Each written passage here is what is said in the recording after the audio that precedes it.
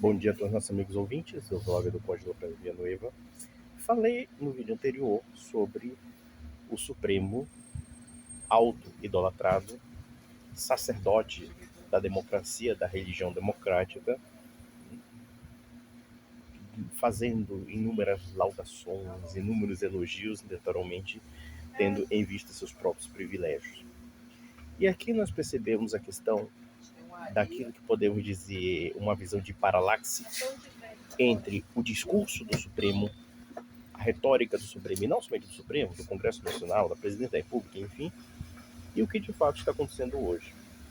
Quando nós observamos que o STF, na figura de Alexandre de Moraes, virou uma espécie de comitê da salvação pública da nossa democracia. E, ao que parece, nós temos aí um Fouché querendo catar atos antidemocráticos.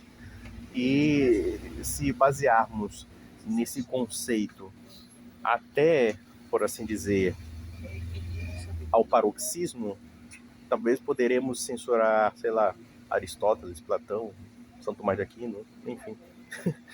Até porque eles não eram entusiastas da democracia. E muitos outros autores. Porque nós percebemos que o jargão jurídico, a linguagem jurídica já está corrompida, justamente porque ela é carregada de muita subjetividade. E podemos ir até mais além.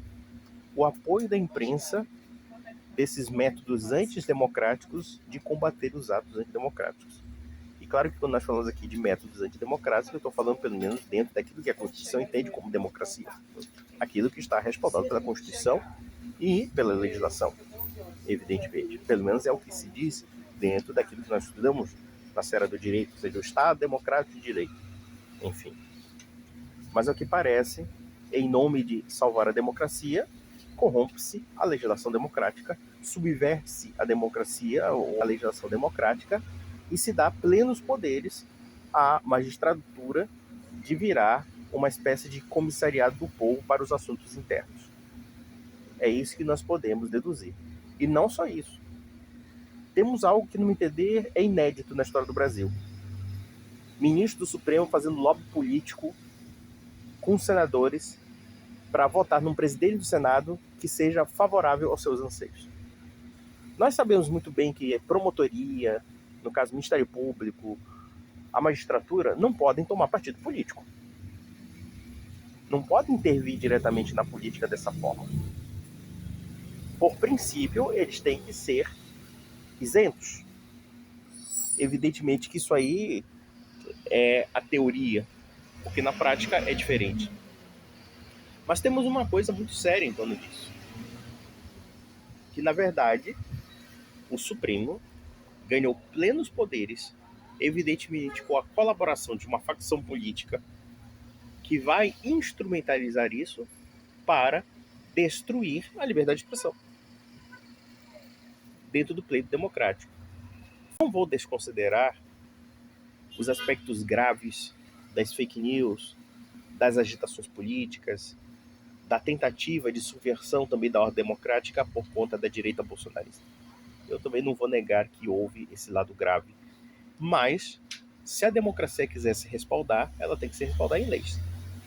Da feita que o ministro Supremo agora é um legislador self-service e um comissário de um comitê de salvação pública da vida querendo impor certas limitações que não têm amparo na legalidade, mas tão somente sua opinião virando legal, então nós não temos mais segurança jurídica. Nós não temos mais Estado Democrático de Direito. E é por isso que a coisa se torna muito farsesca. Nós somos defensores do templo da democracia, aquela coisa de que o STF é o templo, não sei o que, o templo sagrado, segundo a Rosa Weber. Para com isso, para com isso, é muita palhaçada. Isso acaba desmerecendo ainda mais a credibilidade do sistema democrático. Porque a gente sabe que não é isso. Toda a retórica democrática, muitas vezes, se torna o refúgio do canalha, tal como o nacionalismo. Existe um provérbio inglês que diz que o nacionalismo é o último refúgio do canalha. E eu digo, a democracia também. Então, quer dizer, nós percebemos essas questões, né? essas expressões que servem para a justificativa de certos privilégios. Nós sabemos que a nossa democracia dita republicana não é uma democracia que realmente segue seus próprios princípios, muito pelo contrário. Já de muito tempo, esses princípios já foram destruídos, já foram destroçados. O que existe na democracia brasileira é uma oligarquia política, junto com uma oligarquia também no judiciário, porque eles estão entrelaçados dentro dos seus interesses, aqueles ministros supremos daquele templo sagrado, lindo, maravilhoso, foram colocados ali através de certos aspectos que envolvem a política. E tão somente a política. Não foi apenas o ilibado saber jurídico, do blá blá blá, do magistrado ou da pessoa que foi indicada como magistrada. Não, não foi isso, não. Foi política. Simplesmente lá fizeram o cirquinho da sabatina e pronto, colocaram a pessoa lá para a própria classe política se respaldar. Essa, pelo menos, é a regra do STF, ou a regra do Senado. E todos nós sabemos disso. Então, toda essa sacralização é uma tremenda de uma palhaçada. Ainda mais que cada vez mais nós temos ateus da democracia, nós temos cada vez menos devotos da democracia. E por quê? Porque as instituições democráticas estão corrompidas. Então, ministro do Supremo fazendo lobby político com medo de processo de impeachment? Aí eu pergunto para vocês uma coisa, de que eles têm medo afinal? Não será porque no fundo, dentro de suas respectivas consciências, alguma coisa o acusa? Porque a gente sabe que existe uma questão que é tão falada na Sagrada Escritura como na filosofia grega, que é aquilo que nós identificamos como lei natural, ou como Paulo de Tarso já dizia, uma lei escrita no coração dos homens. Ou seja, a pessoa faz mal, mas ela sabe que está errada. E aí, sabe aquela coisa que incomoda, sabe? O sujeito dorme ali, ele começa a perder o sono, sabe? Então deve ser mais ou menos isso. Porque no final das contas, o que aconteceu? Um Supremo Tribunal Federal que acha que pode fazer tudo que der na telha e ainda até interferir. Aí você pensa assim, no juiz supremo ligando para alguém do Senado e falando, olha, você sabe como é que é, né? Funciona a coisa, né? Você sabe, né?